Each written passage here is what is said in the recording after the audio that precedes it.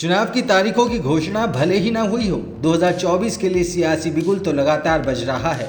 और ये हाल सिर्फ बीजेपी का नहीं है, विपक्षी गठबंधन इंडिया भी 2024 में कोई कसर बाकी नहीं छोड़ रहा।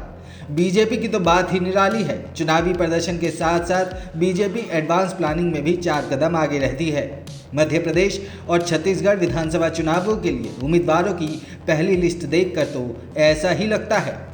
ये तो पहले ही साफ हो गया है कि 2024 विपक्षी खेमे के ज़्यादातर नेता प्रधानमंत्री मोदी को चैलेंज करने में लगा देंगे। मुकाबला मोदी बनाम विपक्ष का होना तय है, लेकिन विपक्ष का नेता कौन होगा, इस सवाल का जवाब भले ही ना बताया गया हो, लेकिन कांग्रेस नेता राहुल गांधी तो स्थायी भाव के रूप में मोर्चे पर रहते ही हैं। हाँ, राहुल गांधी की लोकसभा सदस्यता खत्म होने के दौरान कुछ दिन थोड़ा सन्नाटा जरूर छाया रहा।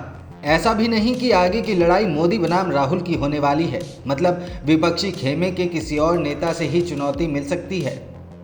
चर्चाएं तो बीजेपी के अंदर से आम हो चुकी हैं। मोदी के बाद कौन? अव्वल तो बीजेपी के अंदर भी मोदी के मुकाबले में अभी तक दूर दूर तक कोई नहीं है, लेकिन उस जगह पर नज़र बहुतों की टिकी है। समर्थकों के अपने अपने फेवरेट हैं। अमित शाह के समर्थक खुलकर सामने न आते हों, योगी के तो सोशल मीडिया पर मुखर है। देखा जाए तो ऐसा लगता है कि बीजेपी में सवाल है और विपक्ष में बवाल है।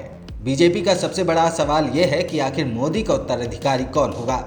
प्रधानमंत्री नरेंद्र मोदी का उत्तराधिकारी तो कोई भी हो सकता है, जिसको भारत के लोग प्रधानमंत्री की कुर्सी पर बैठा दें। 2024 न सही, 2029 में, फिर आने वाले दिनों में विपक्षी खेमे में तो प्रधानमंत्री पद के दावेदारों के बहुत सारे नेता हैं, लेकिन बीजेपी के अंदर भी कई ऐसे नाम हैं जो मोदी की गद्दी संभालने को बेताब है। 2019 के चुनावों से पहले भी कुछ नाम हवा में उछल रहे थे। मोदी के उत्तराधिकारी का सवाल भी कोई नया नहीं है, इसे लेकर पहले भी कई सर्वे आ चुके हैं। कॉमन बात यही रहती है कि मोदी के कद के आगे दूर दूर तक कोई नहीं टिकता, न विपक्ष में न बीजेपी के अंदर। अभी हाल ही में आए सर्वे में भी स्थिति साफ हो गई। सर्वे के सैंपल में शामिल 52% लोगों ने नरेंद्र मोदी को प्रधानमंत्री पद के लिए सबसे उपयुक्त नेता बताया है। इंडिया टुडे और सी वोटर के मूड ऑफ द नेशन सर्वे की बात करें तो प्रधानमंत्री पद के लिए राहुल गांधी की लोकप्रियता में इजाफा तो हुआ है। लेटेस्ट सर्वे में 16% लोगों ने अगले प्रधानमंत्री के रूप में राहुल गांधी को अपनी पसंद बताया है। 6 महीने पहले 2023 में ऐसी भावना रखने वाले सिर्फ 14% लोग ही थे। अब बात अगर बीजेपी के अंदर की करें तो 2019 में नितिन गडकरी की प्रधानमंत्री पद के एक दावेदार के रूप में खासी चर्चा रही, जब तक कि आम चुनाव के नतीजे नहीं आ गए। एक बार फिर उनका नाम यूं ही चर्चा में है, लेकिन सर्वे में वो महज 15% लोगों की पसंद बनकर तीसरे नंबर पर चल रहे हैं। बीजेपी के अंदर मोदी के उत्तराधिकारी के रूप में इस बार 29% लोगों की पसंद बन गए हैं अमित शाह, जो कि नंबर 1 पर हैं, जबकि यूपी के मुख्यमंत्री योगी आदित्यनाथ 26% लोगों की पसंद बनकर दूसरे नंबर पर पहुंच गए हैं। पहले कराए गए एक सर्वे में योगी आदित्यनाथ ने अमित शाह को मामूली अंतर से पछाड़ दिया था। सिर्फ समकालीन नेताओं की बात करें तो मोदी को तो लोग अटल बिहारी वाजपेयी से भी बेहतर प्रधानमंत्री मान रहे हैं। मोदी को जहां 41% लोग बेस्ट पीएम मानते हैं, वाजपेयी को ऐसा मानने वाले 12% ही हैं। कांग्रेस के प्रधानमंत्रियों की लिस्ट में 6% लोगों की पसंद बनकर जवाहरलाल नेहरू फिसड्डी बन गए। नेहरू के मुकाबले मनमोहन सिंह 11% और इंदिरा गांधी 15% लोगों की पसंद बनी हुई है। अब अगर 2024 की बात करें तो मोदी बनाम कौन होने वाला है, तो एक नाम बार बार उठकर आ जाता है, वो है राहुल गांधी का। मोदी नाम को लेकर मानहानि केस में सुप्रीम कोर्ट की दखल के बाद राहुल गांधी एक बार फिर प्रधानमंत्री पद की रेस में लौट आए हैं। हालांकि फर्क बस इतना ही पड़ा है कि वो फिर से सांसद की कार्यवाही में बतौर कांग्रेस सांसद हिस्सा लेने लगे हैं। मोदी सरकार के खिलाफ अविश्वास प्रस्ताव पर बहस शुरू होने से ठीक पहले लौटे राहुल गांधी का संसद में जोरदार स्वागत का माहौल देखा गया। कांग्रेस के साथ साथ विपक्षी गठबंधन इंडिया के नेताओं के चेहरे पर भी राहुल गांधी को लेकर खुशी के भाव देखे गए।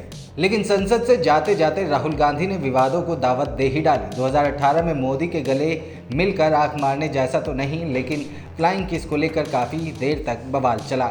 मोदी भले ही संसद में राहुल गांधी को कांग्रेस की तरफ से बार बार लॉन्च किए जाने का मजाक उड़ाएं, लेकिन कर्नाटक और हिमाचल प्रदेश के चुनावी नतीजों ने गांधी परिवार का आत्मविश्वास तो बढ़ाया ही है। एक बार पीछे लौट कर देखें तो मालूम होता है कि 2019 के चुनाव नतीजों पर ठीक पहले हुए विधानसभा चुनावों के नतीजों का कोई फर्क नहीं पड़ा। देश की राजनीति एक बार फिर से उसी मोड़ पर खड़ी देखी जा सकती है। आम चुनावों से पहले मध्य प्रदेश, छत्तीसगढ़ और राजस्थान में सरकारें बना लेने के बाद कांग्रेस का गांधी परिवार पर यकीन हद से ज़्यादा बढ़ गया था।